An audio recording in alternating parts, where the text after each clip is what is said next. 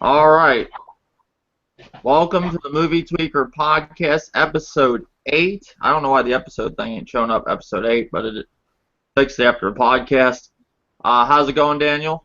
It's going great. All right. Glad to have you. How's it going, Old Dirty? It's going good. Glad to have you. Oh, shit. This thing. There we go. I fixed it. All right. So basically, what should we get into first?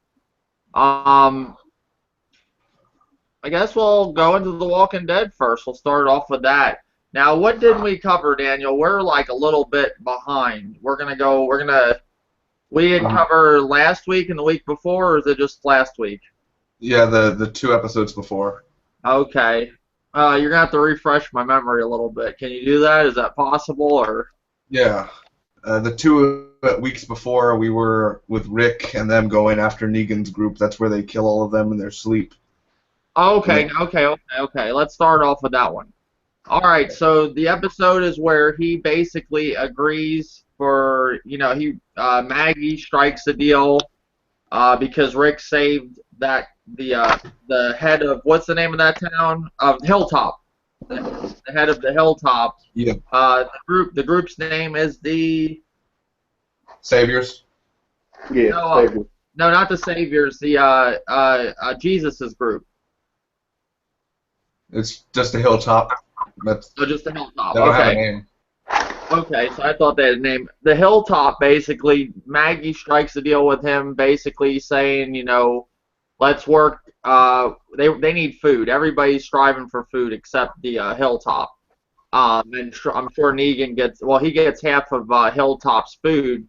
So basically, Maggie says, hey, we'll go kill Negan like it's nothing. We'll just go kill the guy. We want half of everything. And one interesting thing I liked about that episode is when Daryl said, "Oh, is it the boogeyman? Who's the boogeyman?" or however it went. Like that was pretty good. Like they don't really know what they're in for. And basically that all happened the episode before that. So that takes you into the episode where they actually go after one of Negan's hideouts, which looks like a satellite, like some kind of communication center where they're held up at. And they're basically just going in there and knifing people in their sleep. It was one of the coolest episodes this season, I think.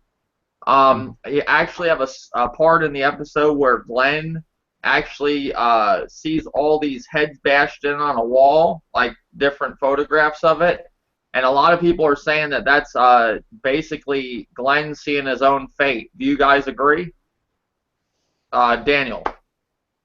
No, I don't think it's going to go down that way. Like, it's just a nod because, of course, there's been multiple nods towards Glenn dying, obviously escaping death a lot. But I don't think they're going to end up going the comic book way. So it's just kind of like that nod, like he's looking at the bashed in heads, sort of what his fate could have been. Mm-hmm. But it's not going to be going down that way. Okay, what about you, Old Dirty? What do you think? No, I don't think it'll be him. If it's gonna, it might be someone else within the group get they face bashed in, but I don't think it'll be Glenn right now. Just because of everybody thought he was dead, previously. So I don't think they want to just kill him off just yet. Okay, I would say, all right, here's something that was, well, I'm going to jump back a lot, guys, whoever's watching this podcast. I'm going to be going a little back and forth with these episodes. All right, so one thing that happens in the comics, I heard, Daryl loses his bow. Well, in this latest episode, Daryl got his bow back, which I don't believe happened in the comic books, right? Right. Okay, so that's like a little twist. Like, Daryl might not, because from what I understand with the comics, I watched some videos here and there, never read the comics, but only the first episode. Daryl died a while ago, right, in the comics? No, Daryl's not in the comics. Daryl's not even in the comics. Okay. All right, so Dwight, he has the bow. Okay, so they're switching that up a little bit, where he had the bow, but then Daryl got his bow back. So, I mean, the thing about Daryl is so many people like him, I couldn't see them killing him off. But they are going to kill off a big character.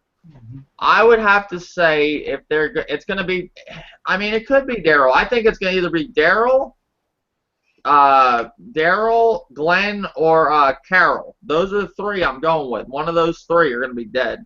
And then there might be a possibility of, like, the other second-rate characters, because these are like the main characters. You got your, like Sasha. I would say Sasha's like a second-rate character. These are all the good ones, like Glenn and Daryl and Carol and Rick and Carl. But like I think they're gonna kill definitely one of them three. Would you guys agree with that? Yes. Okay. Who would you say, Daniel, out of those three, who's gonna go? Or if not, two of them. My bet's on Carol right now. Just the way it's looking.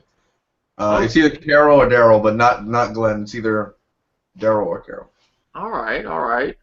What about you, Old Dirty? What do you think? Do you think Carol's gonna go, or Daryl, or Glenn, or all of them, or two of them, or just one of them? I want to say it's going to be Carol, because just the way how she left that note to that guy that she was dealing with, she said she has no more love, for anyone. So she can't kill anymore. So I'm thinking it's going to be her, because now she's at her weakest stage. And Daryl still care, he still care for her. And I think it's going to happen to her, and I think something is going to trigger something in Daryl. Okay, I could see that. I'm going with, I would have to say Carol. Like, I mean, the reason why is it almost looks like they're just, like, making her weak now. Like, Carol was a badass. Like, now she's kind of becoming a weak person. Like, okay, the episode, let's go back last week's episode. Like, okay, well, let's go, not last night's episode, but the week before that, where Carol was held up with, one of Negan's, one of his people, the woman. I don't know, I can't remember her name. The two women, the older woman, and the one woman, and the guy, and the other guy that got shot by Daryl. By Carol, when Maggie and her they got captured. Yeah. So that episode, basically, you had Carol acting really weird. Like, she was sitting there, and even the girl asked her, she's like, "What are you afraid of?" Like, and it was like, I guess she was playing them, like acting like she was. Now, what did you guys like? Because at first I thought maybe she was like playing them, but maybe she was getting to a point where she's just tired of killing people. Because she said, I'm scared for you. I remember her saying that, because maybe she was afraid she had a killer. Or is that what it was? Yeah, that's what I think. Carol knew that, Rick and them was on their way, or was there, but just waiting for them to come out to do the exchange. Mm-hmm. And Carol knew, like, if you double cross Rick, that's it. You know what I'm saying? That's it for you and your crew. You know what I'm saying? Whoever backup is coming, you all gonna die. So that's why she told her, I feel sorry for you. You're gonna die. Not me, but if I do die, you best believe Rick and the others is gonna kill you with no hesitation. Yeah, so basically, Carol, you had her going a little weird. I think basically because they're trying to make her, I think they I don't know, it's like they changed her story really fast because, okay, what's crazy about this whole thing is just like a couple episodes, you had Carol in the bottom of the state, like in the basement with Morgan and, what's that girl's name that actually got the... And let me say this too, spoiler alert, anybody watching, this is all spoilers of last night's episode and, 2 episodes before that and a little bit before that too. And also I want to say too, thank you for watching Tennessee Gaming. It was cool meeting you, man, at Best Buy. I appreciate you checking the channel out. Jordan Dizzle, Video Game Lover 58, Hydro Fame, thank you guys for watching. But yeah, going back to where Carol was basically, she found out Morgan had, somebody captive in the bottom of the basement, and then she goes down there and she's like wanting to kill this guy, one of the wolves. I believe, just wanting to knife him, and she's telling Morgan, get out of my way. So there she's a badass, and now she's like, it just, to me, they changed her really fast, like, Yeah. I don't know, that happens sometimes with The Walking Dead. They try to get into others, they try to shift the story direction another way, and sometimes they don't go the best way about it. They don't build up into it. Sometimes they do a great job, but sometimes they do things really fast. But that happens with a lot of shows. But my predictions with Carol is I think she's going to get captured. She's going to basically be captured. I think what's going to happen, Negan's going to show up to Alexandria with a bunch of men like in the comics, but he's going to show up there too with most likely Carol and maybe Daryl. Maybe Daryl's going to get caught because he's looking for Carol, and he's going to get captured too, and he's going to show up. I could see them like coming up to the gate, and they're saying like, let us in, and they got like Carol or Daryl or both of them, because there's definitely somebody's going to get their head bashed in at the end of the season. We all know that's coming. Could you guys see that happening or no? What's your, if you had to give any predictions of what's going to happen the last episode with the whole thing with Negan when he actually shows up? How do you think he's going to show up? Do you think he's going to come to Alexandria and show up like I just said, or do you have a whole other way of how it's going to happen? Daniel. Well, the season finale is going to be 90 minutes long, so I don't expect Negan to be in there until the last 30 minutes or last 10 minutes maybe. But what I was thinking, like maybe they're on the road and then they're driving back to Alexandria or something, and then Negan and the Saviors ambush them on the road, make them come out of their truck or car vehicles and line them all up, and then he ends up choosing like who he wants to kill, because basically he'll do a whole speech, what I predict, like, you killed all my men, and then I sent more men to kill you, and then you killed them, all that stuff, and then he'll end up bashing one of their heads in. I could see them actually capturing Carol or Daryl and having them, but I don't know how, they just did that with Eugene and Dwight, having him captured and all that, so I don't know how they're going to do that, but I feel like they're going to ambush them somewhere on the road. I don't think you'll be at Alexandria, technically, because if they're at the front gates, they could easily gun them down. I don't think that would be an epic entrance for Negan to just walk up to the gate sort of thing. But somewhere in the middle of the road, and he lines them all up, he gets them in one spot, and bashes a person's head in.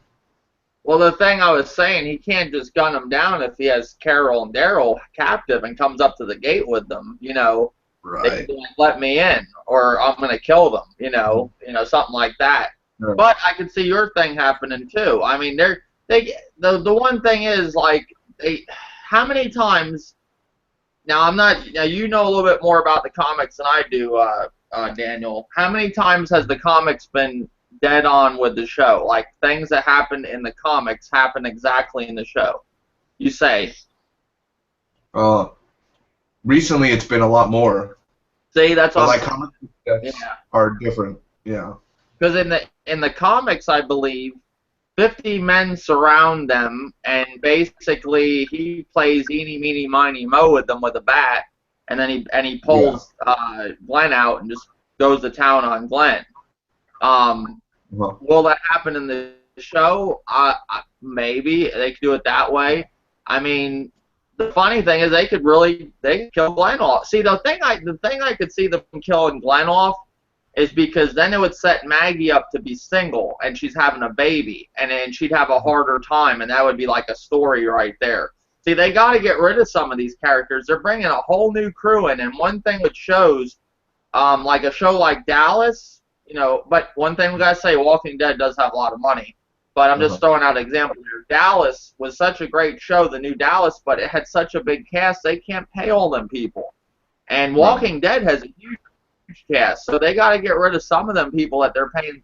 Glenn, and Daryl, and Carol. I'd say Glenn and Daryl, they're making some pretty decent money on that show. Daryl probably out of all of them, Rick, and they want to cut down costs, when they bring, because they got a whole bunch of people coming in. And you just had Jesus. Jesus is a badass. And another thing too, you can't have so much TV. Like, how much time can they give all these people in an hour? You know, you know what I'm saying? Like, Jesus is an awesome character right there. He's going to take up time. They're going to show his story. You're going to have Dwight now, and you don't know how they're going to go about it. You don't know if they're going to do episodes like they did with the governor, where it was just basically on the governor. Mm-hmm. They might do that with Negan, his backstory. I mean, there's so much stuff that's going to go on next season. I think it's going to be a whole new show. I really do. And it's something that's needed, because the show was, if the show kept going on with no main bad guy like the governor, it would have got a little bit boring. I like that this whole Negan thing's going to happen. One thing too, oh well, Old Dirty, what's your predictions of what's going to happen on the last episode of season 6 of The Walking Dead? I think they're gonna meet Negan, and he's gonna kill one of them. But I think that how they're gonna meet him is because I seen in the for the previews that they was all gathering up to go and find Carol, and then Daryl, he ran off before them. So now they trying to catch up with Daryl to find her, and I think that they actually gonna go or stumble upon Negan's place where his where his followers are, and I think that's where everything is going to take place at is at Negan's place, where they located at. Okay. Yeah, because from what I hear in the comics, Negan is in like a factory, and then I think it's a factory or something like that, and there's all these like walkers that surround the place, like their bodies and stuff. Because if you've seen the episode before the latest episode last night, you see how Negan's people set up like booby traps with zombies, like for Carol and Maggie when they're leaving. They do stuff like that. They do stuff like where they put zombie guts on a knife, and when you stab people with the knife, they turn into a zombie. Like he has a whole other way of doing things. Negan, it's gonna be really cool. Like, I've watched a lot of videos on Negan, just what people know about Negan from the comics.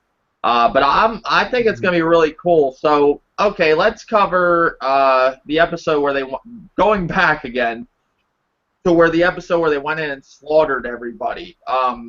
Daniel, that episode, like, what could you say you really liked from that episode where they went in and ambushed Negan's men?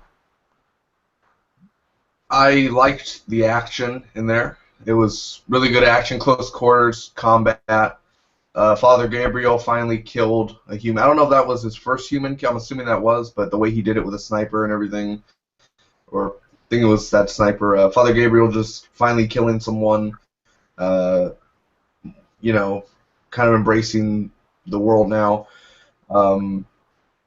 Just the action. I mean, Glenn killing a human being. Like, actually, they're like, the way that you see it, like how they're just killing human beings, and obviously, they're bad because they're saviors, but then again, they're asleep and they're not fighting back, and, they're defenseless.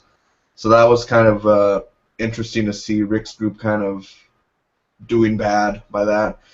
I didn't really like the ending of the episode, honestly, like the whole, like, the radio and everything. We have Carol and Maggie, that sort of thing.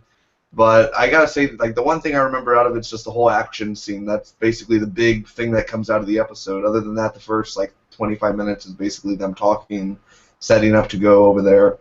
And that's it. I mean, this is season 6, episode 12, not tomorrow yet. That's the episode we're talking about. Just saying. Go on, Daniel.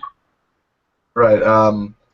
Another thing that I kind of felt was weird was when Glenn and Heath were stuck in that closet full of the guns and everything, and they were like 4 people shooting at them in the door, and like none of them thought to even shoot, like probably if they were like on the floor sort of thing, they just shoot like right in the center of the door, which was kind of stupid how they survived that, like another Glenn near-death sort of situation.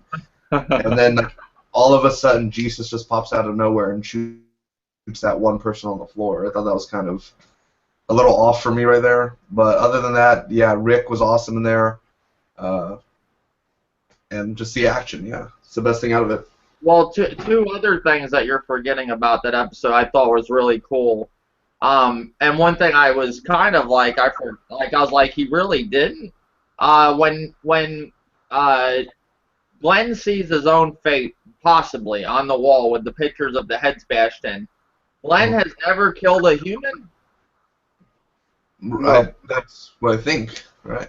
Yeah, but I mean, I was like, I had to sit there and think about it. I was like, Glenn never killed anybody but zombies, and I'm like, I guess not. I was like, okay, because like I was a little lost on that one. I was like, could have sworn maybe during the fights with the governor, he's never killed anybody. Like I was a little lost, but they said that's what he said. He was having a hard time.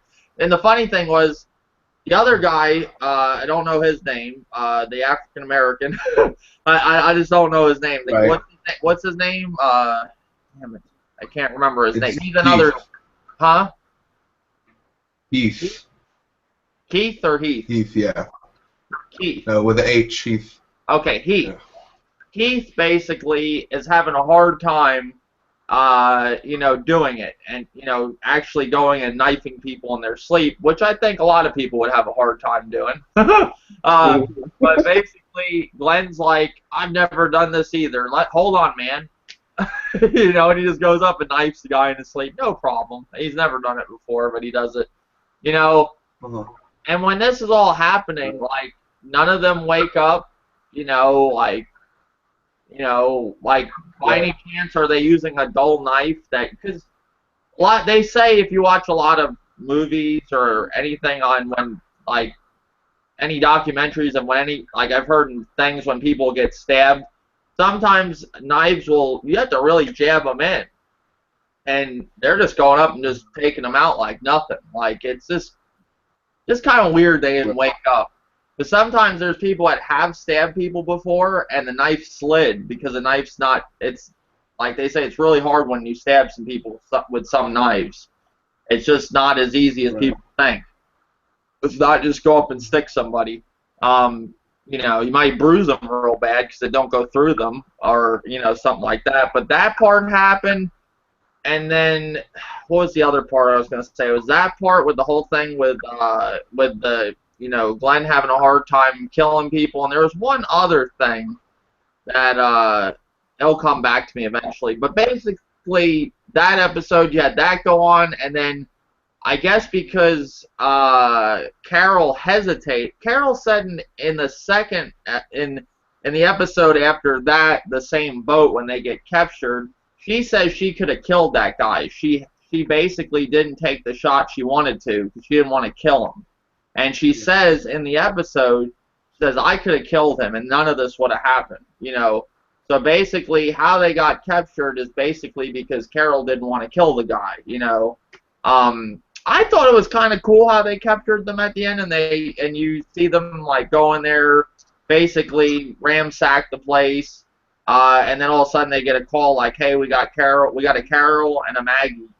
Basically. Oh, and the other part I thought was cool was when Rick just basically held the head up and bashed it in, like he's just punching it, like he's like, does this look like him? And they're like, no, he's like, hold on, and he starts wailing on it. Yeah. But I thought the episode was great. I loved it. You told me the director of that episode usually does season finales and stuff, so he definitely did a good episode. That episode. Old Dirty, what's your thoughts on the episode Not Tomorrow Yet? Did you like it? And anything you like from that episode you want to talk about?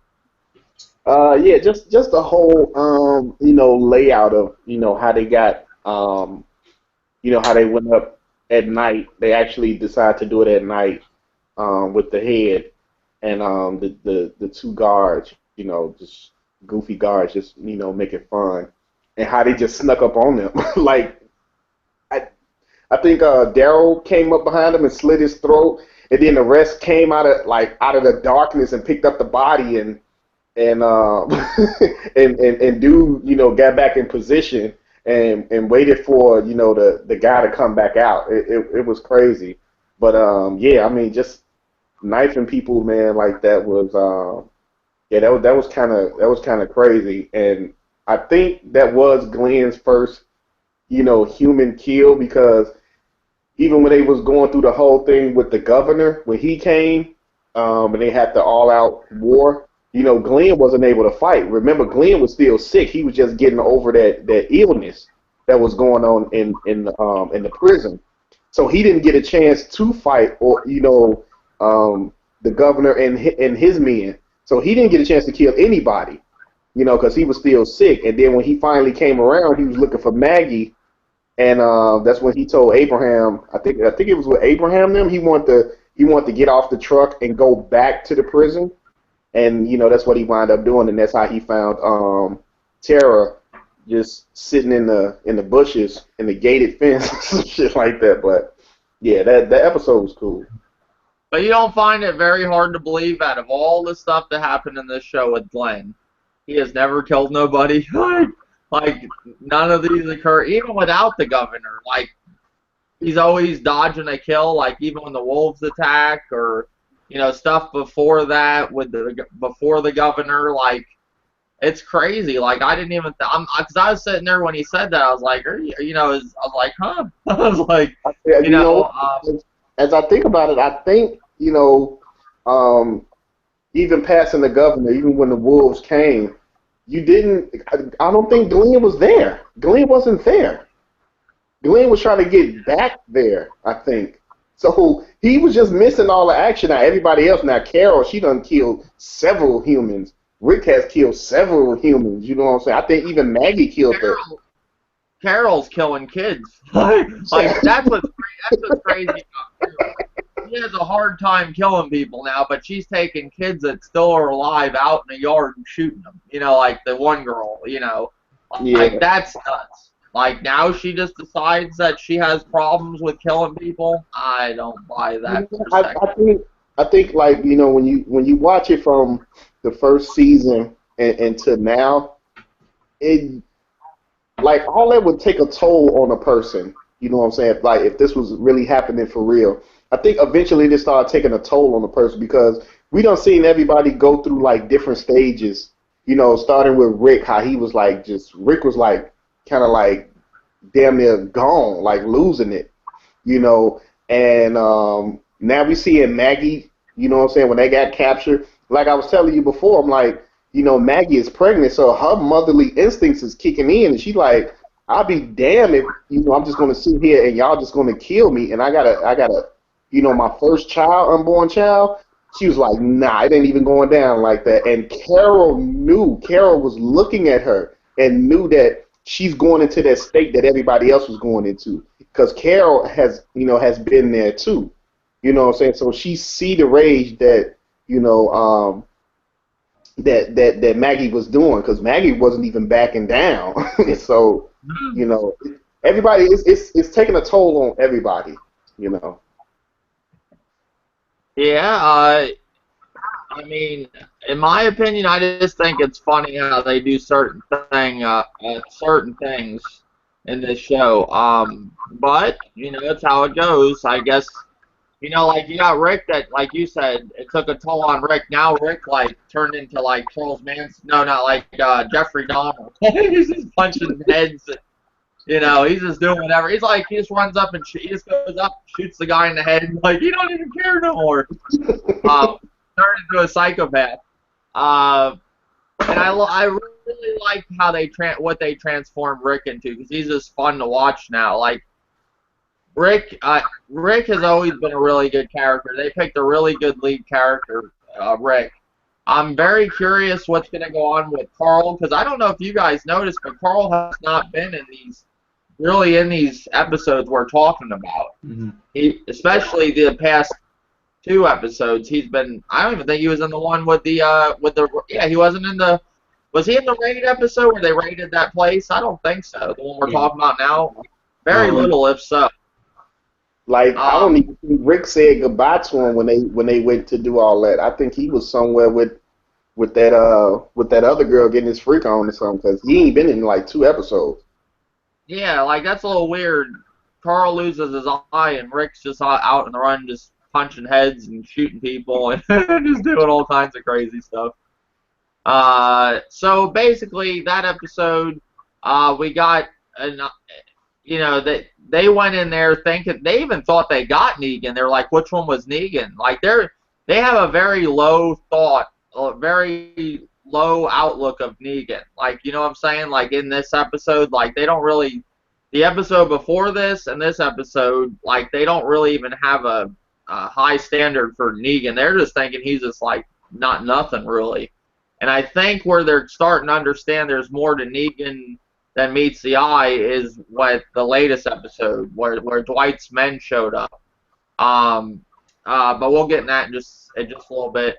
All right, so this episode, anything else with this episode? The one that we're talking about right now that is called Not Tomorrow Yet, season 6, episode 12, Not Tomorrow Yet. Any more on that episode?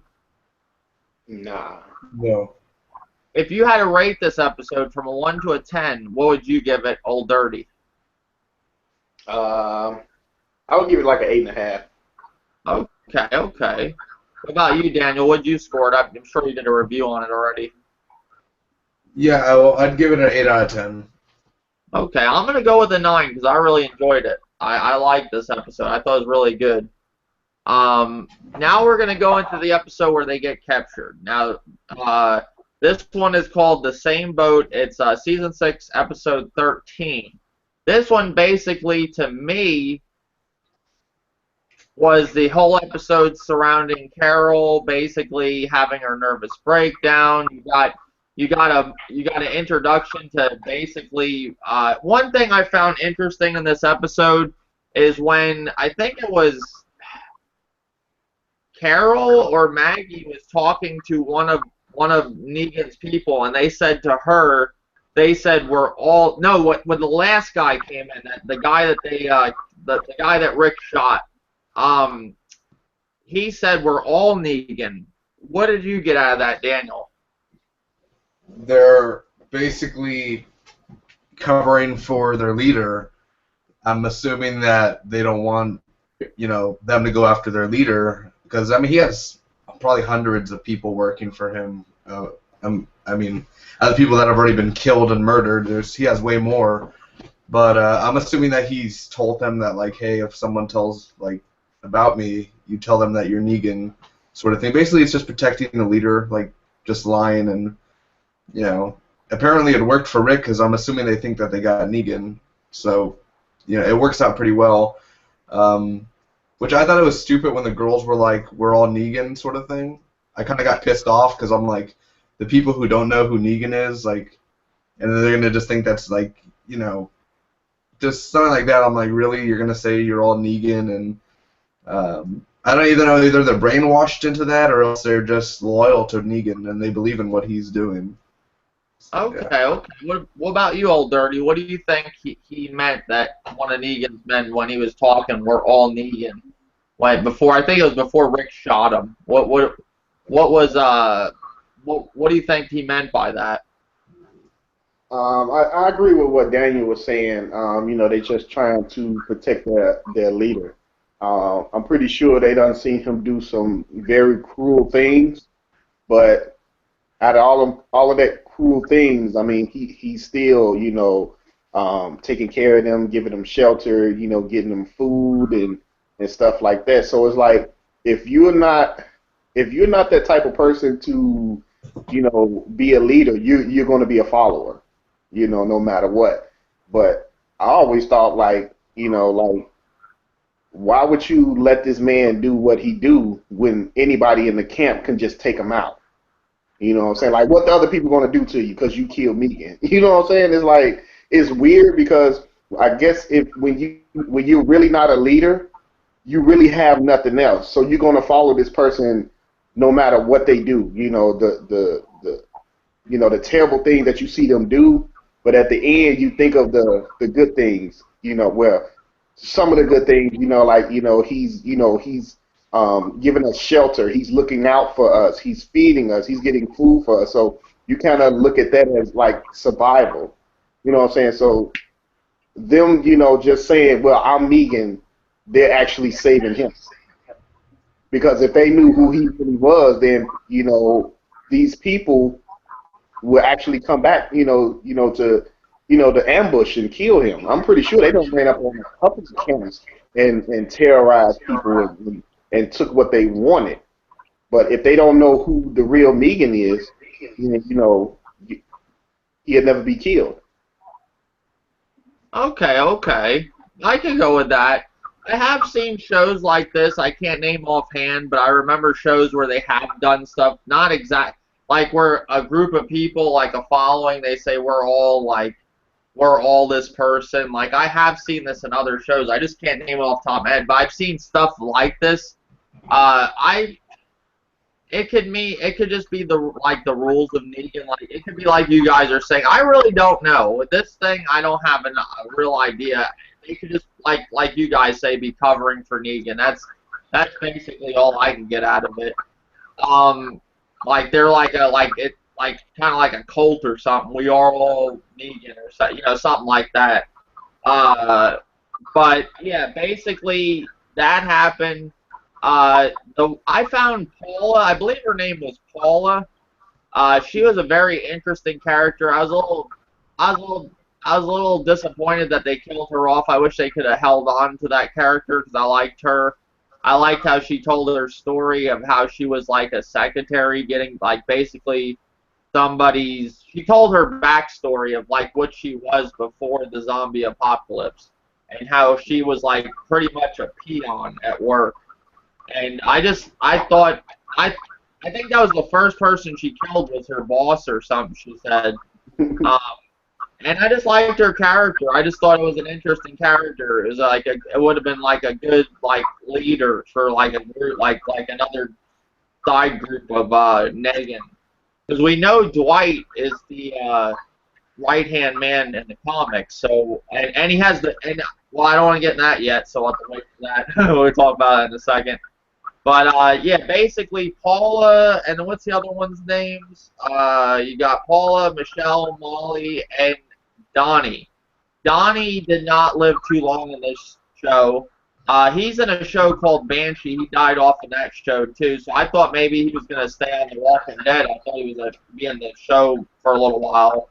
But he's the one who got shot from Carol, and Carol hit him in the arm. Basically, this whole episode is about Carol and Maggie captive, and you got to hear some backstory from some of Negan's people, which I found it very interesting. I even like the old lady. I don't know if her name is Michelle or Molly. I don't know, but she basically was coughing up blood. She said she was dead already.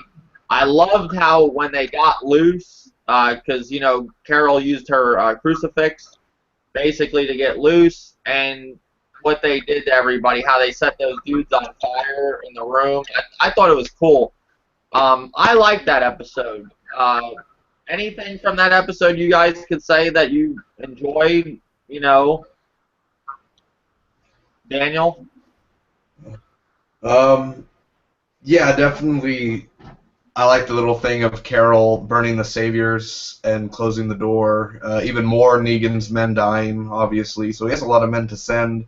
So Abraham's group is the first people. It all started with them killing them on the motorcycles and exploding them up Daryl and all that, and then killing them at the satellite tower and then killing them in here. I mean, Negan's gonna be pissed. He has a reason to kill, basically. But yeah, I love the trap that she did. I think she tied the guy from Banshee and then like the trap and bit the old lady. That was really neat. But then again, Carol's always, she was saying about life, how this is what I saw about how life, she doesn't want to kill Paula and all that, but yet she was all protective about Maggie being safe and everything, and these people are going to harm Maggie, and if she leaves them alive, they're just going to come back later on down the road, and Maggie's, she has, she's pregnant, so you have to kill them. It makes sense, because if you're going to protect, kill them and get it over with. It's, that's the one thing I saw that I was like, Carol was always like, what about earlier where you were taking care of Maggie and then all of a sudden you're like, no, leave, sort of thing. That's the one thing I kind of saw that I was like, no, just shoot them and get it over with. But yeah, just the dialogue when Carol was like having that anxiety attack or something, I was like, I thought she was like, I don't know whether she was joking or she was really actually just being scared. that was interesting to see. I didn't know where she was going with that, so it was kind of fun to see where, what was going to happen. But those were the fun parts. Okay, what about you, Dirty? What's your favorite parts of that episode? The same boat with Carol and Maggie and being captured by Negan's men. Just how Paula was explaining her backstory, Mm. how she wasn't, a nobody, and like I said before, is if you that type of person, you're not a leader. She basically saying that her life, she wasn't a leader. She was a peon. She was a follower. So she was going to do whatever, somebody told her to do. You know what I'm saying? So basically, that's what Negan's people are. You know what I'm saying? He manipulates them. You know what I'm saying? So she said the first person she killed was her boss because she didn't want to die. You know what I'm saying? So she got the courage to, to I guess to stand up in this apocalypse. But I like how she was telling her backstory of how she came to be. And another thing, when the other girl, the brunette, took Maggie in a room and they was sitting face to face talking, I still don't understand what did Maggie do to her? Because remember, Carol came in the room and she seen Maggie, trying to get the tape off her wrist, like on the pipe. Like, what did she do to that girl that when they was talking, facing each other in that room when she took her away? Well, that girl basically, I don't think the girl wanted to kill them. The girl just wanted answers of where their hideout is. That was it. And she, was basically, that was her job to get answers out of Maggie. And I guess Maggie ended up killing her. They didn't show that part, right? They just showed the girl laying on the ground, if I remember. They didn't show like what Maggie did to her, but when they was trying to escape and they ran into Paula because remember they was running and they ran into the zombies and then Paula took a shot and I think Carol had the gun and then that brunette she came and I think she hit somebody.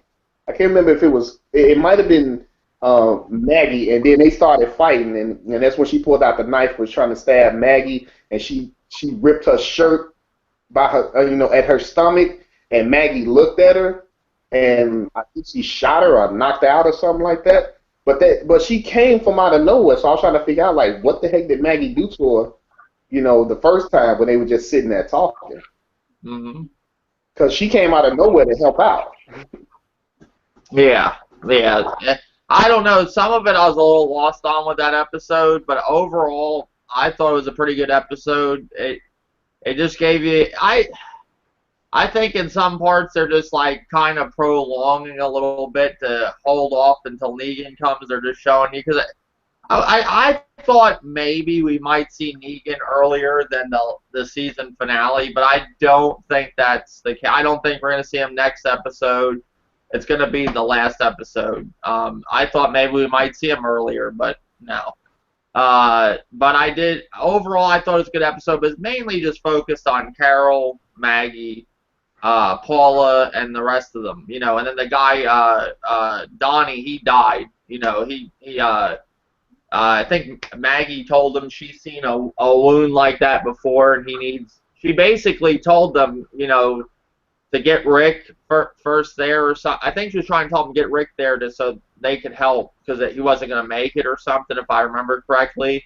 But Paula wasn't having that. She was waiting. The backup was coming, and that's what she was going on.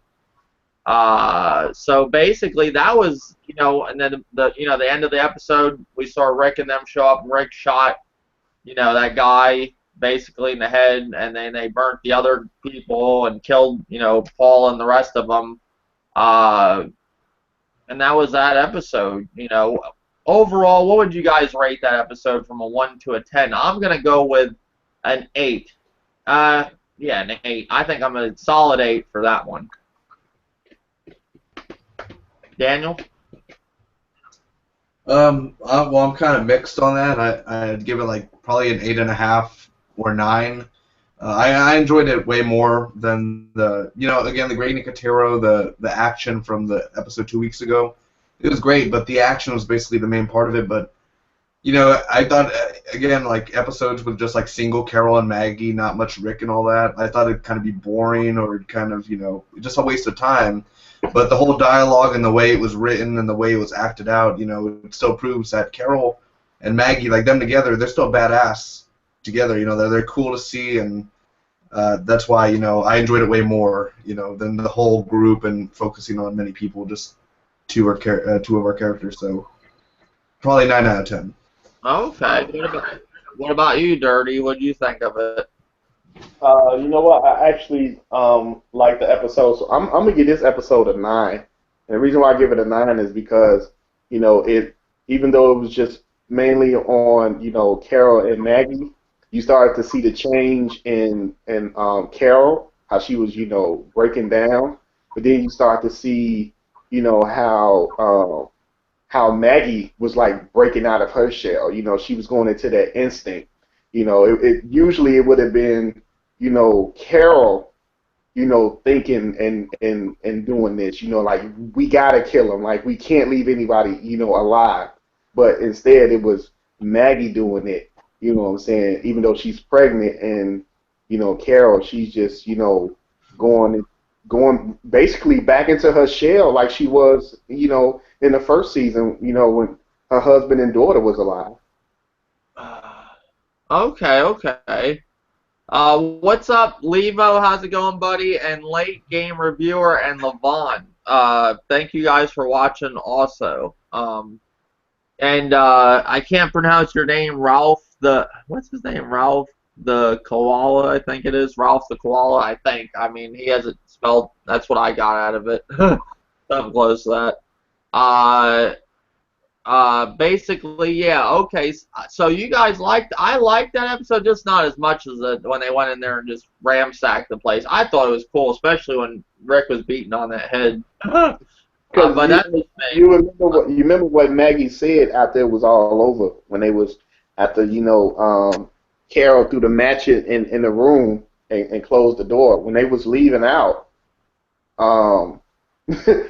Maggie stabbed Paula in the head. You know what I'm saying? When she was stuck on that. Well, that was cool. See, my biggest problem with this episode, the one we're talking about, and the next one the one that happened last night, it was like they were a little slow.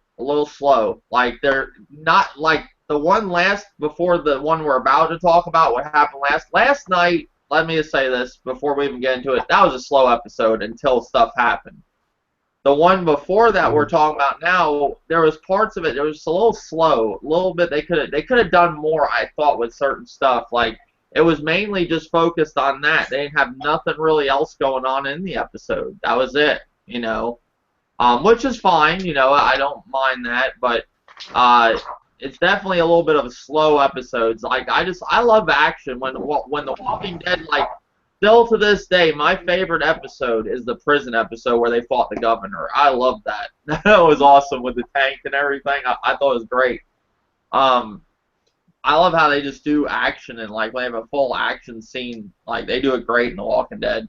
But this was the one we're talking about was a great episode. I can't take that. This has been a great season. Season 6 has been one of the best seasons. And I have a feeling Season 7 is going to be probably the best season, I think, with Negan. I think, in my opinion. So you guys gave it a 9? Is that what you went with? Yeah, I went with a 9 on this. We're just showing a different, emotions between Carol and Maggie. And you see how Maggie actually broke down when it was all over. When she seen Glenn, she said, "I can't do it anymore." Okay. That took a lot of her, to save her and her child. But do you think a lot of this stuff that's going on with them is making them weak? Because like Negan's men are ruthless. Like they don't care. Even the ones that they met at when they ambushed that, I guess you want to call it like a communication center or something. Those guys were like out there just like they're just like nothing phases them. Like these are people that aren't gonna hold back when it comes time to do business. Like Rick's group, you got some people in there that have they're having like mental breakdowns and stuff, and like second I'm thinking of the word, I can't, like they're hesitating a lot. And I think Morgan's gonna get somebody killed. I really do. I hope Um, it's him that get his face bashed in because he getting on my nerves. I don't. I mean, that could be a possibility, but he. Okay, so we covered that episode. I'm gonna get into Morgan on this one. All right, so this episode last night was basically, I said it before, it was called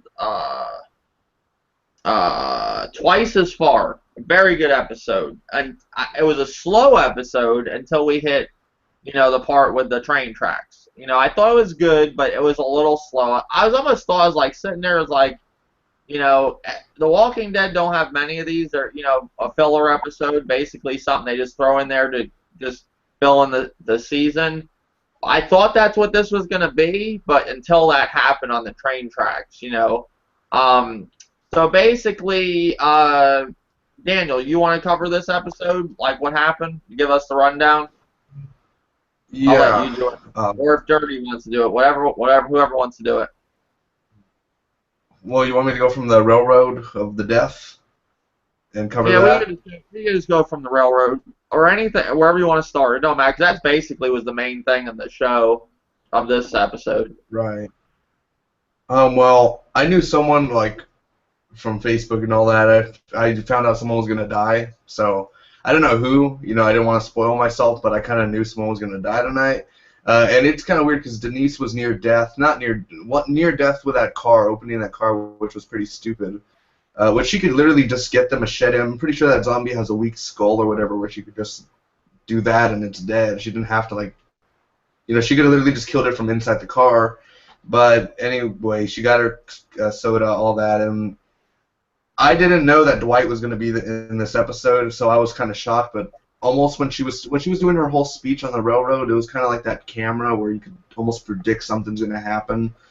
You could tell something's not right, and right when the arrow went through, I was surprised because in the comics, Abraham dies by Dwight's arrow, just literally like that. In the comics, like he keeps on talking after the arrow hits him, and I'm glad Abraham, she took Abraham's arrow basically, so that's a good thing. That means Abraham's gonna live, hopefully for next season.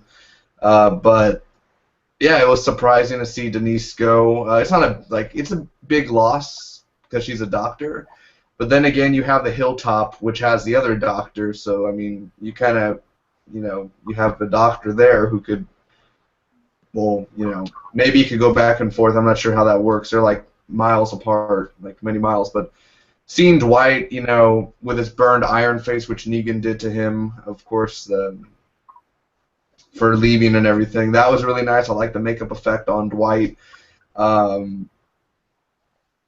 Eugene biting him down in the dick, that was really a cool thing to see. Straight from the comics as well. He did that. Eugene bit Dwight in the dick in the comics. I think That was the best part of the. I did not see that coming. Like I didn't see the girl getting an arrow in the head coming. But Eugene's part was the most. And not only was that hilarious. It's the best part is when, because there's in The Walking Dead, there's not a lot of humor. I think, in my opinion, and when Abraham was talking to Eugene, how Eugene's like, now you see what I am. I went through the. He's like, in other words, he's saying like, I went through the second phase or something. And he's like, you sure did, right, buddy. He's like, I'll never say nothing. Like it was great. Right. I loved it. Yeah, Right. that was a good. Well, you had that going on too, and then you had before the whole train tracks thing, which I forgot. You had Eugene and Abraham basically having an argument because Eugene basically found a place to, manufacture and make ammo, which they need because none of them really have ammo. Like ammo is going to be a big thing they're going to need, and Eugene's smart enough to make ammo, and he found this place basically to. He showed Abraham. But he wanted to kill a zombie, and Abraham saw him struggling, and then Abraham just went in and took the, the piece of iron and went right through his head,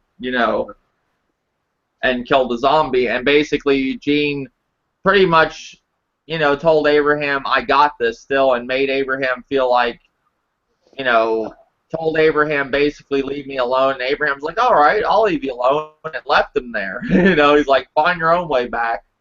And then Eugene didn't know what to think, and that's how Eugene got captured, because he was going back. And then Dwight's men, they didn't show it, but obviously they caught him. And luckily Abraham was lurking, on the train tracks. And when Eugene was on the train tracks and said, "Hey, there's one of our men's over by the barrel," or something other like that, I was like, "Man, he's ratting out Abraham." But I knew something was going on. I was like, "That he's not going to do that." And basically, he was just making them, look over there, because he went for the big one. He went in there, and that was crazy. Like he didn't just bite him. He held on to it. I'm like, damn, he's hanging on like a bull.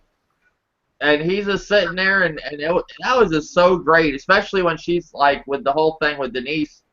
Basically getting the soda and basically telling Daryl, and what's the one girl's name? I always forget her name. The one that was with Abraham.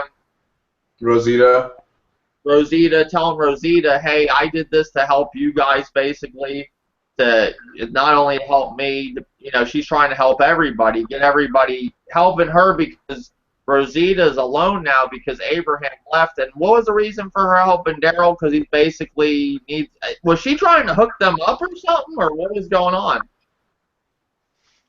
She basically kind of explained that she knew that Rosita and Abraham broke up, and she told her this is the first time that you're alone by yourself, in this apocalyptic world. And she was like, Daryl remind her of her brother, how he was, he wasn't scared of anything, and he was brave. But I think her brother wound up dying or something like that. It was something along that fact that she told Daryl that he remind her of her brother back then. I guess before all this happened. Mm-hmm. Yeah, but what do you think? So she wasn't trying to hook them up, I got that. I don't think so. In a way, you could kind of say she was, but then again, I guess she was trying to make them, see something she saw in them or something. I'm not sure. Oh, okay. Because they were basically yelling at her because she did something stupid, with trying to get the cooler. Which basically, I'm with Daniel. She could have why'd she have such a hard time with a zombie? But you gotta think at the same time. You never know, with a person, one thing you understand, Denise was never outside of the walls. They never had to put up with walkers and stuff. That was probably her first time ever having to, besides the time with the wolves, having to deal with a walker. So she's still new to it. These people were basically they never had to deal with the zombie apocalypse because they were protected in Alexandria. So this is because Daryl didn't want to bring her on the run, and neither did Rosita, but she made them, basically take her to go get the medicine. And then I did not expect her to get killed, because I was like, man, that's their doctor. But like you said, I guess they got another doctor on the hilltop, so they're all right with that. So that all happened. Dwight shows up. I don't know if you guys noticed, but Dwight had his face burnt. Yeah. And they say, I don't know, from what I looked into and heard of Negan from videos I've seen on YouTube and stuff I've read, on the internet. Basically, Negan burns people in the face if they. I heard because Negan has, a lot of women, I heard he has, 6 wives or something crazy like that. And say he goes up to, Glenn and Maggie, and he'll tell Maggie, you could either come with me or you could go with your husband. And one of the choices will make one of them people, either make Glenn get burnt in the face or it won't. It's something like that. That's what I've heard. I could be wrong on that, but he does burn people in the face. And obviously, Dwight got burnt in the face, probably for running off from Negan in the first place, where Daryl helped him that time. And one thing Daryl tells Carol, he should have killed Dwight. He shouldn't let him live. And now I bet you he regrets that because Dwight is Negan's right-hand man. That's what I've heard from YouTube videos and the internet. So that went on. Basically, the whole thing with Eugene, which was hilarious, and Abraham later on, them talking was funny. But basically, another thing they did in this episode was they kept showing you, like, okay, for example, like I thought there was something wrong with my DVR, or I hit the remote and it played it back again. But if you notice with this episode, they kept showing the wall and new people guarding it, or the same people guarding it. Did you see that, Daniel? Yeah, they did it repeat-wise on purpose. Why do you think they did that? It's just to show their daily routines that nothing's going on in Alexandria. It's kind of like it's the same, guarding every day, sort of like nothing's going on. Basically, there's no trouble, no nothing. Eugene every day just trades posts. Like it's basically boring to them.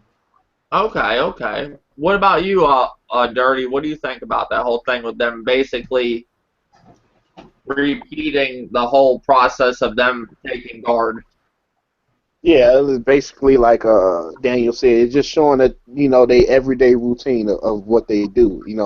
As we kept seeing, as they kept playing it nothing changed. They do their daily routine route.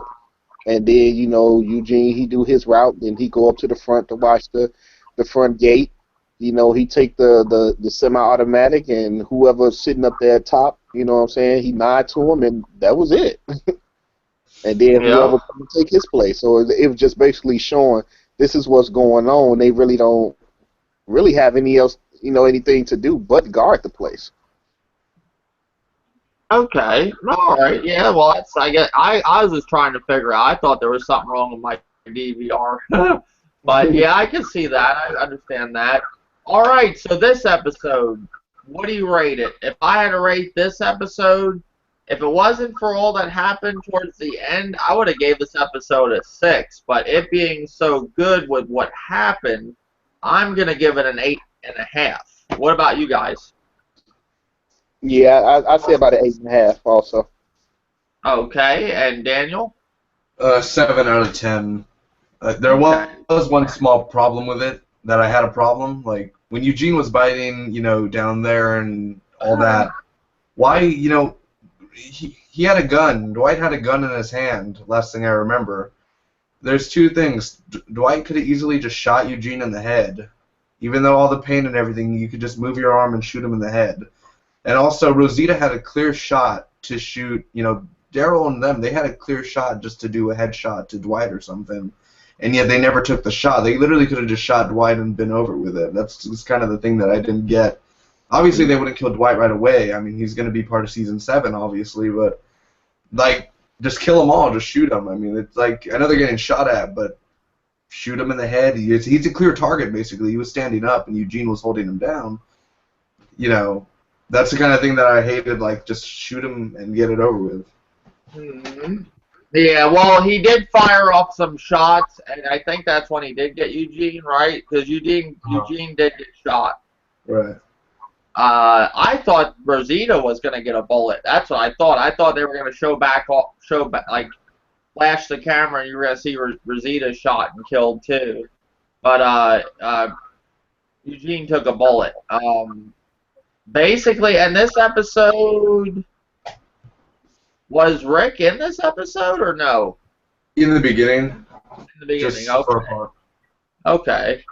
Yeah, this one, Carl was absent from this episode. Oh, and this episode, too, Carol was gone. At the end of the episode, you have the swinging. You heard it going, that was the end of it. So basically, Carol goes off on the own, and Daryl's going to go after her. We've talked about that. What we think's going to happen with that. What do you think's going to be next episode? What do you think that's going to be all about? Like, what's the predictions for next episode? Not the season finale, but next episode. Just basically looking for Carol, or what's going to go on, Dan? Dirty, you first. I think that's basically what they're doing. I think basically they're going to be looking for Carol and trying to catch up with Glenn.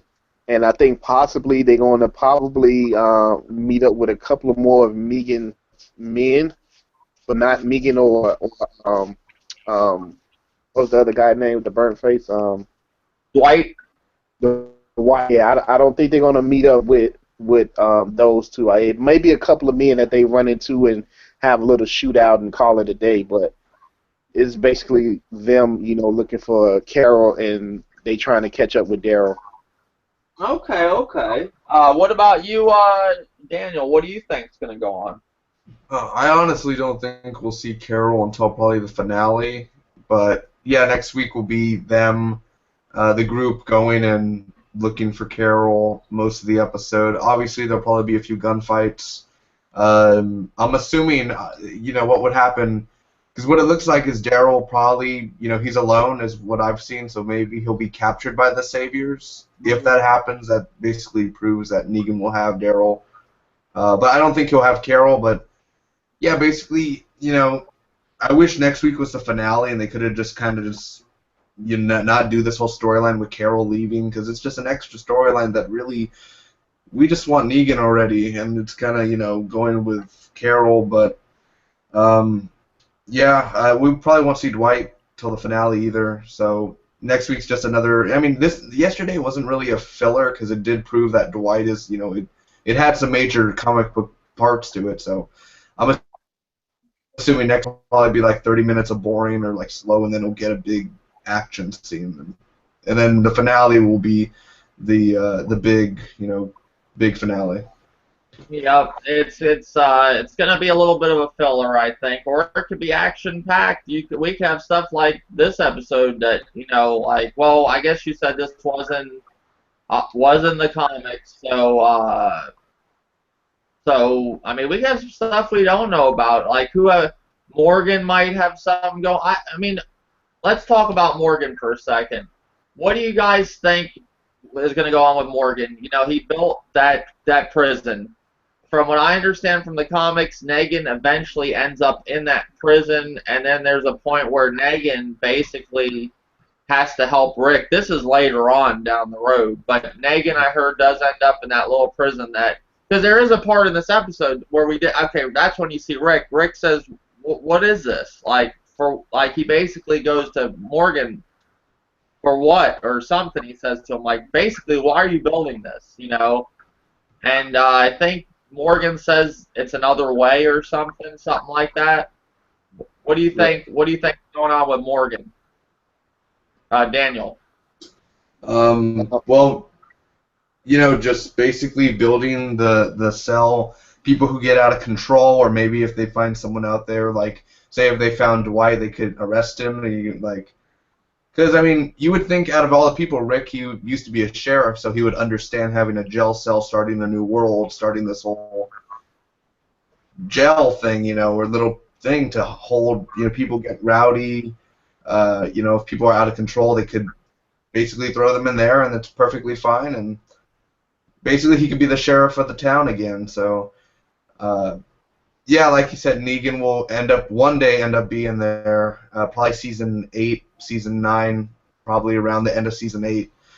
But, I don't know if Rick's, by the way Rick ended it with it, I don't know if he's he's not obviously, smiling, joyful, but you would be assuming that Rick would be like, look, you did all this work, you did it by yourself, you should at least be happy, or or some gratitude towards Morgan for doing that.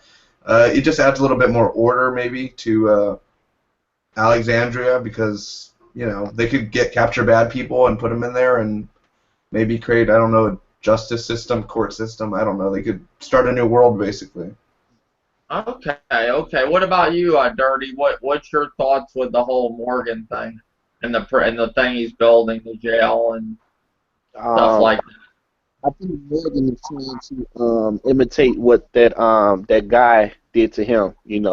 That taught him when he stumbled up on that guy, and the guy had a little cell in his cabin, and he put Morgan in there to try to teach him, not to kill and to channel his anger and all that. So I think that's what Morgan is trying to do because he was trying to do it with one of the wolves, and it just wasn't happening. So he should have seen. He should just see it coming when he tried to help the guy from the wolves out and how he turned out to be. He didn't want to turn back. And this is what he's on, and he's going to get a lot of people killed. I'm telling you, bash his head in next week. Yeah, I'm with you. I think Morgan's going to get somebody killed. I wouldn't be surprised if it's something to do with the last episode. I can see him doing something dumb like capturing one of them and getting somebody killed or somebody captured. Like, I could see it over trying to get them to save them and put, in his mind, he's doing that thing that the guy taught him. What was the guy's name that taught him that whole thing? You guys remember the guy that died that got bit by the zombie? What was his name? Do you remember his name? Can I remember his name? The guy that trained Morgan with the stick. Right. No, I can't even remember it. I can't remember his name. The guy that basically showed Morgan the ropes with the whole thing with how to use the stick and the whole thing with the guy that held Morgan captured captive in his own prison in his house. His name's Eastman. Huh? Eastman. That's his name. He's basically using Eastman's tactics, and maybe it does work. It worked for Morgan, but it's not going to work for everybody. That's one. Do you think in your mind that could work for everybody, Daniel? What Eastman was doing? No, it's not for everyone. But not everyone's too far gone in this world. Obviously, I'm assuming that maybe Paula could have been changed throughout time or somebody like that. Someone that's not too like Negan. He's a man that probably can't be changed ever. But there's someone in the world that could be changed to this. Like Governor and them are already too far gone where they can't. Morgan can't save them, but I do feel like maybe some of the Wolves members or, the hunters, the cannibals, maybe some of them could have been saved, throughout time if Morgan, spends time with them in the cell and all that, so it could help. Okay. So yeah, Walking Dead conversation. We went into those 3 episodes of The Walking Dead. I thought it was a great conversation. We got Batman and Superman coming out this Thursday, I believe, right? Yeah, Thursday. Are you, Daniel? I'm assuming you got your tickets ready to go. Oh yeah, I got them. I'm gonna probably see it Saturday or Sunday. I would say maybe Saturday. What about you, Dirty? Same here. I'm gonna go Saturday, if not Sunday, but it probably definitely be Saturday night when I go. All right, yeah, because I'm gonna go probably Saturday if it's not sold out. I think it'll be fine Saturday. Really looking forward to this movie. I think it's going to be I have high hopes for this movie. I think it's going to be good. I hear a lot of people, saying, oh, it might not be that good. There's people questioning, certain characters. I mean, come on, it's going to be probably, some people are unhappy still about the trailer showing too much. I mean, it's a trailer, oh well. I think the second trailer was really good, where they showed Batman basically jumping in with Alfred helping him with the Batjet. I thought that was cool. I loved with the Batmobile where Superman got hit by the Batmobile. I love that. Anything about Batman and Superman that you guys want to talk about? Yeah, well, of course, they did the premiere last night, and well, from what I've heard is it's just been overly positive from fans, and they're also showing it. They should be showing it in an hour, whenever the time is in certain cities. People I know in San Antonio, yeah, they get to see an early screening tonight, so that's lucky for people. And I heard that Wonder Woman steals the show, basically. Her entrance, that's the main thing that comes out of it is Wonder Woman's going to knock everyone away, like the fans, and it's a big applaud. Of course, I heard Ben Affleck as Batman's amazing. I heard that he's the best one yet, which he looks amazing. I love the costume, and he's an Oscar award-winning actor, so of course he's gonna knock it out of the ballpark. What I've heard, like, I haven't heard no spoilers. Obviously, I'm staying away from all that, but that trailer that everyone's saying gave away stuff. It's nothing from what the movie, like, there's more to the movie than just what the trailers have shown. There's way more that's going to be in the final product. But it's a yeah, long movie, right? It's yeah, a long. Yeah. it's 2 hour and 40 minutes, something like that. Yeah, so that trailer definitely didn't give it all away. 2 hour, 40-minute movie. Right.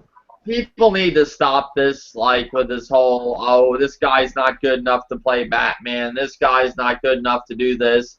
Give the people a chance. One thing about Ben Affleck, let's just talk in general about Ben Affleck. A lot of people like him or a lot of people don't like him. I see why. I understand that. He's like a hit or a miss.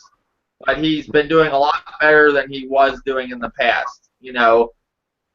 I could see why some people just can't get into him as a character in general, as an actor.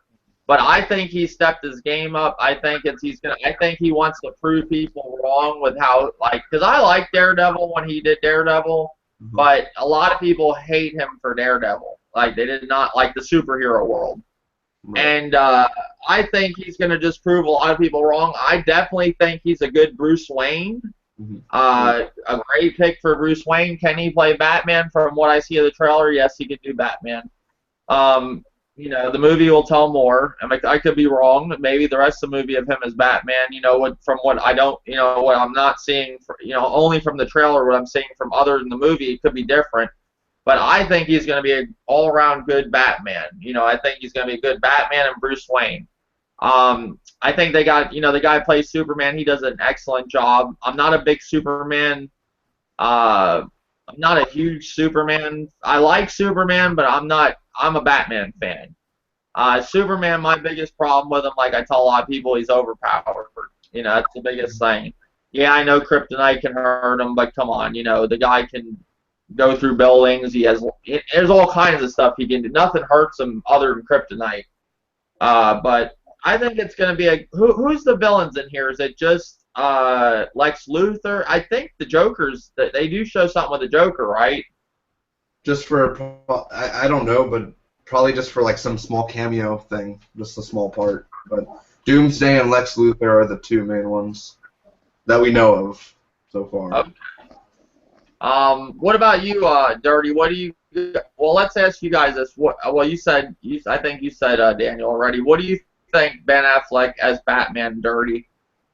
When I first heard that he was going to be, Bruce Wayne, the Batman, I had my, I was kind of like uneasy with it because I was trying to picture him as Batman and I really couldn't, But then when I seen him with the costume on for the first time, when they had like the still pictures, I was like, I'm still not kind of satisfied. But actually, seeing the trailer, it's like, okay, I can see it now. You know what I'm saying? It's like now I'm kind of like, okay, he's Batman. You know what I'm saying? And Bruce Wayne, I think most people can pull off Bruce Wayne. Is more, the Batman. He does have a voice, but not as bad as Christian Bale. Oh my God, Christian Bale's voice for Batman was just horrible. His is like, kind of like, strong, but it not Christian Bale. Christian Bale sounded like somebody was strangling him while he was trying to talk. Man, it was just ridiculous. But yeah, I'm starting to see Ben Affleck as the Batman, not just Bruce Wayne, but as the Batman, and I think I really have, really be sure he's the Batman and confident, when I sit down and see the movie and not just the trailer. All right. What about Lex Luthor in this? Do you guys think, or Lex Luthor Jr., do you think, what's the guy playing him? What's his name? I forgot. Jesse Eisenberg. Jesse Eisenberg. Do you think he'll make a good Lex Luthor Jr.? Daniel? Yeah, for sure. I mean, I like him in certain roles. It's going to be different to see him as. I don't think I've ever seen him as a villain. per se. So seeing him as this boy genius, billionaire, sort of man, it'll be interesting. I feel like that hair he has, maybe in the movie, is a wig. And it's sort of, I don't know if that's actually real. Like, I know it's a wig, the actor's wearing a wig, but in the movie, I'm not sure if that's actually real hair or if it's a wig, or because I know there was a year and a half ago, like, an official Batman v Superman photo of him bald. So I don't know whether that's going to play out and we're going to see him bald at the end of the movie. But, Gene Hackman was, Lex Luthor back in the old Superman movies and everything. And other than that, I mean, he's kind of a goofy character at times, but, he's taken seriously in other parts when he's against Superman. So, all I can say is, he has to make it his own, his own Lex Luthor, his own adaptation of it, and I have faith in him. I don't think it's like, from what I've seen of him, he's fine. He doesn't bother me. It's not like I'm not going to lose sleep over, his character. I don't think he's going to be a huge, like 80% part of the movie, but, mid like 40-50% part. But he's proven himself, the Social Network and all that, so it's a good pick, good actor. All right. See, my thing with Jesse Eisenberg, I don't know if you guys see this, but I don't know how to explain it really. But do you ever see with his like acting? He's always like, I don't want to say the word confused, but he's always like hesitant, like all the time. Am I saying that right? Like, do you guys know what I'm talking about? As an actor, he's like, he's always like stuttering. Like, it's with every role. Like, I hope he don't do that in this one. I don't think he will. I from the trailer, he don't seem like he's like that. You know what I'm talking about, or Right. You guys follow me on that one? Somewhat. Yeah. You don't see always how he hesitates as an actor. Like, it's like he's stuck in a role or something, like all the time. Like, with a lot of his movies, I see him always like sitting. I know I'm not saying it exactly right, but he's always like, he just reminds me of The Social Network or whatever that movie was all the time. Like, it's always like that, like how he's acting. Like, he's always like struggling. It looks like he's struggling with his words, if that makes sense. Right. Okay. I mean, I don't know. That's what I see with Jesse Eisenberg with a lot of his movies. It's like he's very shy all the time. Yeah, it's just weird. He has this, and I don't see it with the trailer of Batman and Superman, so that's good. That's very good. But a lot of his movies, that's my only drawback with him as an actor. But I like a lot of his movies. But he's always like that with a lot of movies. Not all of them, but a majority of them. I don't know if that's how they ask him to act, or I don't know. They say that same thing. The guy that you'll know, Dirty. Well, you've been keeping up with the OJ trial, right? The show American Crime Story, Daniel. Not the past 2 episodes. Yeah. But you do know the guy that plays Robert Kardashian, right? Right. David Schwimmer, yeah. You see how he acts in the show, like how he's like very focused, like Right. That actor acts like that a lot too. Like he don't act like how Jesse Eisenberg, but he has a thing about him where he acts a certain way all the time. There is actors that have that issue. But yeah, that's my only drawback with him. But yeah, I think it's going to be a good movie. I think now. One thing I want to ask you guys: do you think it's going to outsell Star Wars in the first week? No. No? What about you, Daniel? No chance. No chance? Yeah. No, not its first week. I don't even think it's theater run. You can't make $1 billion in theaters. It may be like 4 weeks until it makes $1 billion or something, but Deadpool's not even in the billions yet, so. Oh well, Batman and Superman's on a whole new level. Deadpool. I mean, you have to give it that at least. Okay, it ain't gonna make Star Wars, but it's on a whole new level. This is Deadpool. This is Batman, Superman. It's a little bit higher. The bar's just a little bit higher. I mean, that's just my opinion. Batman franchise brings a lot of money, and so does Superman. I mean, those are like the most iconic I would say out of any superhero, Right. everybody knows Superman. And same thing with Batman. Like you got Wolverine and all them, and then Batman and Superman, they're up here with I mean, let's see with X-Men, who would be up there? Spider-Man. Spider-Man's with Batman, Superman. Like that would be the Marvel side. They're all up there. Like those are big characters. Like if you go to an old woman off the street and I say, "Do you know Batman? Do you know who Deadpool is?" Who's gonna say first?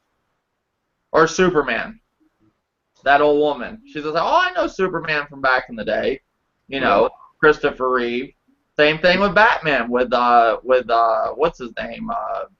Adam West. You know, I mean these characters they're like Mario. I mean it's big. I mean I don't think it'll outsell Star Wars. I mean I have to give Star Wars this. Star Wars is Star Wars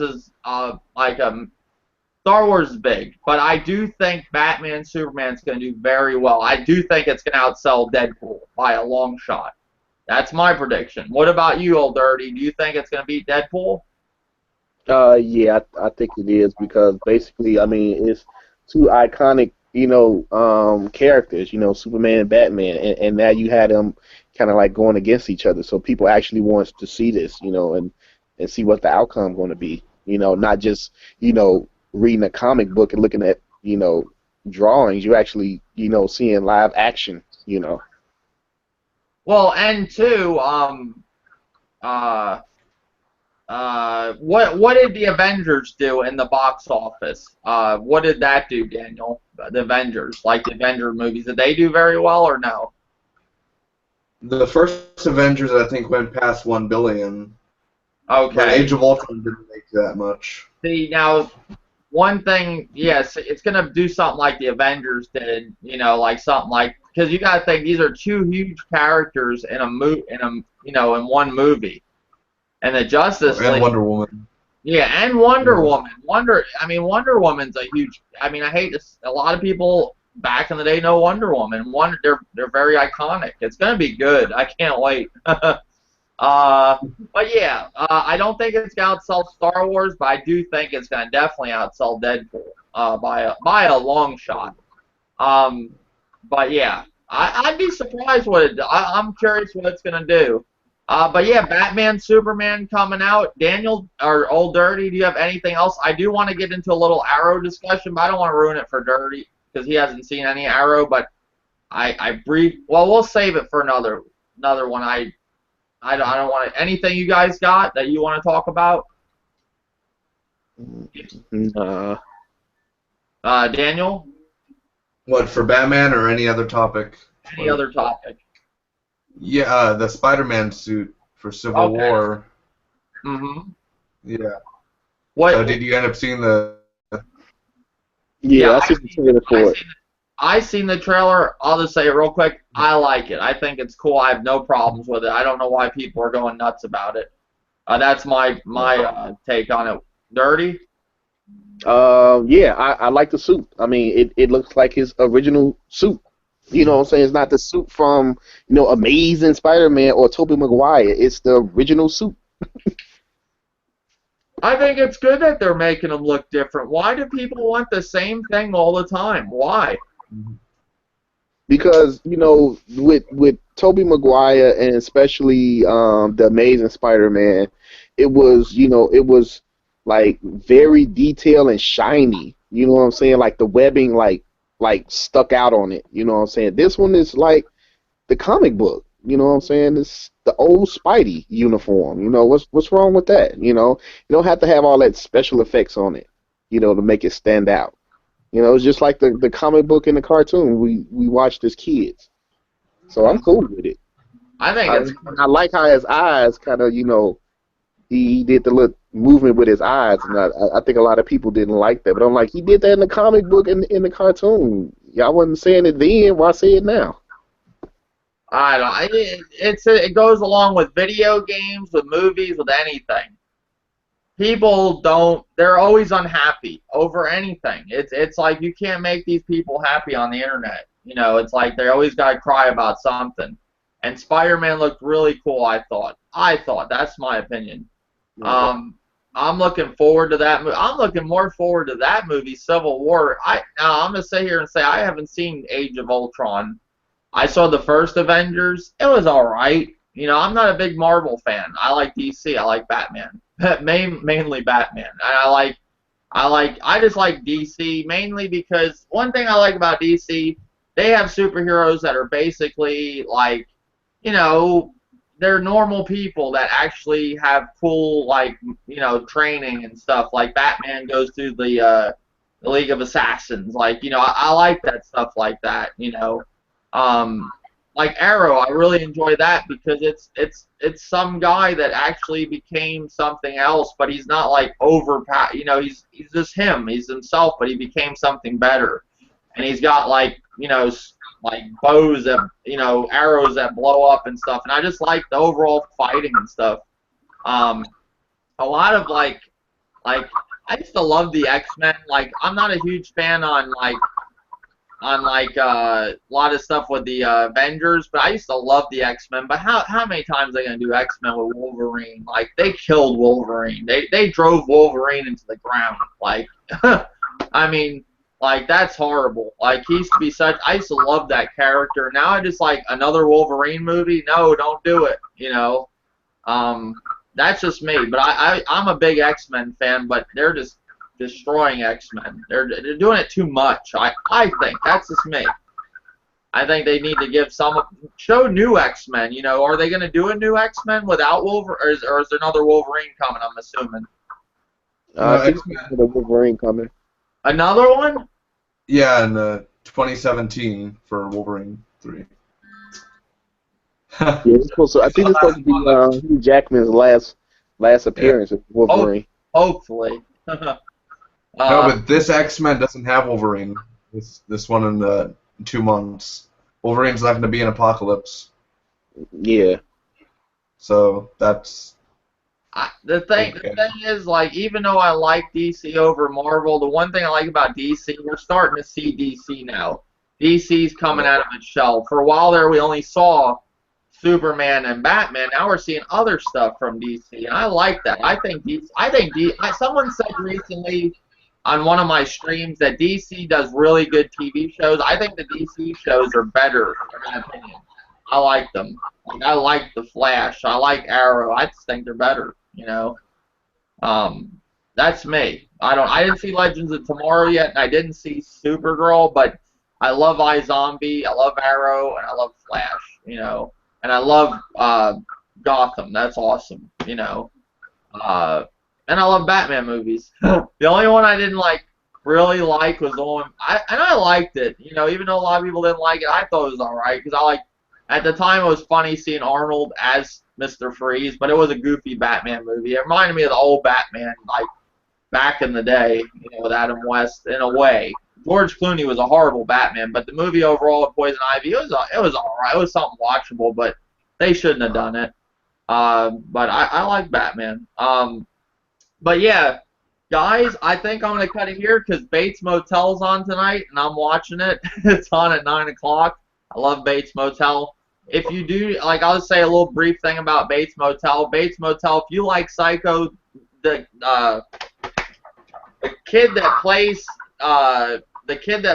Norman Bates in this show nails it, almost better than Anthony Perkins back in the day.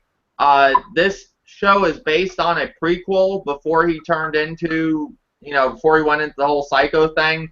From what I'm hearing, Psycho is going to run. It's on its 4th season. There's going to be a 5th season that possibly will be the last season. If the viewers are so well in this show has such good ratings. They say if it keeps its ratings from this season, what's going on with the next season, they're going to possibly do a 6th season. But it's just a really great show.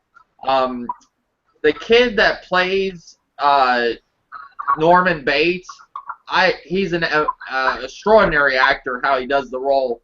He's now starting to transform into, he's actually starting to do like the cross-dressing part, like where, because if you guys know the story of Psycho, he basically hears his mother in his head all the time, and he eventually he goes through blackouts where he becomes his mother.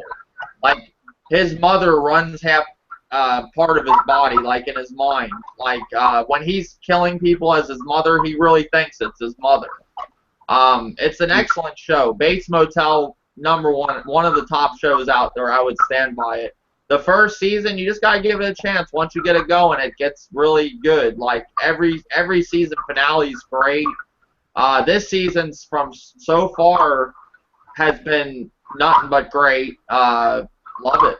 I couldn't ask for more. But yeah, I'm watching Bates Motel tonight. That's why I'm done with the podcast right now. Thank you, Daniel, for joining as always. Always a pleasure. All right, and Old Dirty, thank you for joining as always. Oh, no problem, Dave. We will be back hopefully next week.